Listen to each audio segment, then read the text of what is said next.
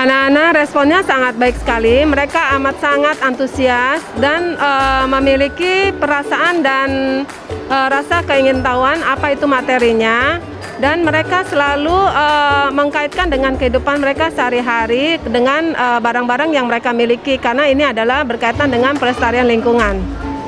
Respon anak-anak, mereka sepertinya menyadari juga bahwa barang-barang yang mereka miliki itu tentunya harus dijaga dengan sebaik-baiknya.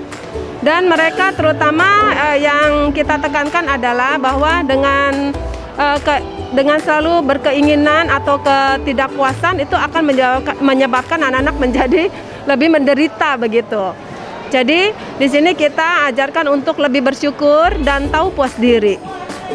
Anak-anak itu menggambar barang-barang yang mereka biasanya dipakai, yang mereka bisa daur ulang kembali untuk perayaan-perayaan seperti kayak Chinese New Year, Christmas, lalu perayaan-perayaan Halloween dan sebagainya.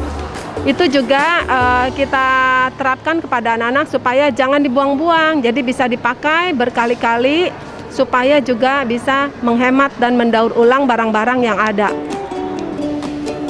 Anak-anak sangat baik sekali responnya, dan mereka sepertinya juga mengerti bahwa barang-barang yang sudah dibeli itu tidak boleh dibuang-buang, tapi harus disimpan dengan baik, bisa digunakan di tahun-tahun mendatang. Begitu. Saya rasa itu cukup baik diajarkan pada anak-anak untuk diingatkan kembali supaya lebih mencintai bumi kita dan juga menjadikan dunia lebih bersih juga, serta melakukan huanpao, pemakaian, biar anak-anak menjadi lebih tahu bersyukur dengan keadaannya yang ada. Saya bilang kalau buat barang-barang buat perayaan sebaiknya pakai bahan yang bisa didaur ulang agar bisa tidak menjadi sampah gitu. Contohnya pakai, misalnya kan biasanya kalau perayaan Imlek ada angpau-angpau gitu kan, bisa dibuat lampion gitu misalnya. Mencoba untuk memilah sampah dan menghindari menggunakan biasanya tisu atau kertas yang terlalu banyak gitu. Melaksanakan 5R: rethink, reuse, recycle, repair, dan reduce ya. Dapat tahu cara menghindari menggunakan sampah gitu, dan pokoknya mengurangi sampah di dunia gitu.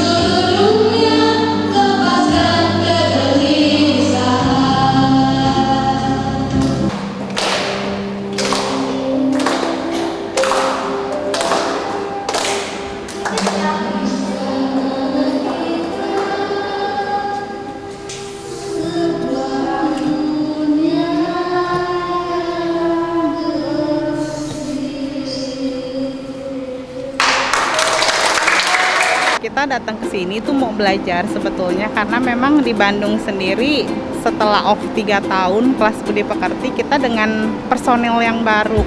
Kita ingin mengenalkan juga kepada anak-anak yang cecing tadi untuk oh seperti ini loh kelas budi pekerti kita nantinya ke depan, nanti bulan Januari kita akan mulai. Jadi mereka setidaknya ada gambaran lah, atau mungkin juga mereka bisa nantinya ngasih masukan akan materi yang akan kita lakukan nanti.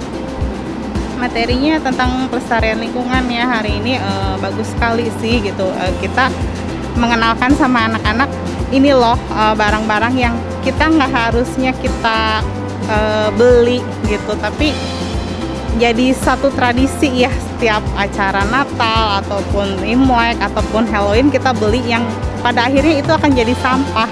Kita kenalin mereka supaya mereka tuh belajar untuk menggunakan barang sebaik mungkin, seefisien mungkin. Menurut saya sangat-sangat baik. Anak-anak saya lihat sangat antusias ya gitu. Mereka benar-benar belajar, oh iya ternyata barang yang ini tuh kalau dibeli kita nggak akan pakai selamanya. Saya lihat mereka sangat-sangat antusias, mereka belajar di situ. Menurut saya bagus ya, sangat bagus. Memang kelas budi pekerti ini tuh memang salah satu yang saya suka, mengajarkan anak-anak tentang budi pekerti, tentang hidup, bukan hanya tentang materi pelajaran tetapi juga tentang hidup. Perlu, karena pendidikan budi pekerti itu bukan hanya milik anak tapi juga tanggung jawab bersama orang tua. Mengajarkan budi pekerti itu kepada anak nantinya yang kita ajarkan saat ini, tapi orang tualah yang akan melaksanakannya terus gitu, bukan hanya saat ini saja. Jadi untuk di Bandung sendiri bakal mengadakan kelas budi pekerti, dan untuk hari ini tuh kita belajar bagaimana sih yang di pusat dalam mengadakan kegiatannya, sehingga bisa jadi pembelajaran juga untuk kami yang di Bandung mencontoh gitu. Sangat menarik juga cara aplikasinya, karena tadi kita belajar tentang pelestarian lingkungan dan juga anak-anaknya langsung diajarkan dengan kegiatan berkelompok, sehingga saling berkomunikasi juga anak-anaknya, jadi lebih seru juga.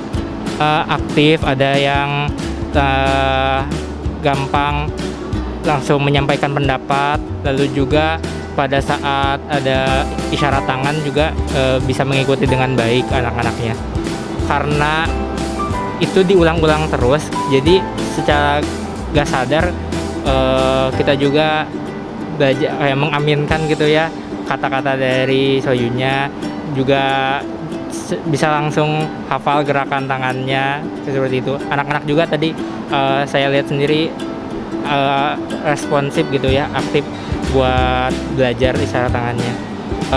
Bagi saya sendiri jadi bisa bahan pembelajaran buat nanti diterapkan di Bandung, terutama bagaimana kita anak-anak tuh berbeda-beda ya, ada yang mondar-mandir kemana-kemana, jadi bisa lebih tahu gimana cara menghadapi dan agar materi tetap berjalan dan diterima oleh anak-anak semuanya.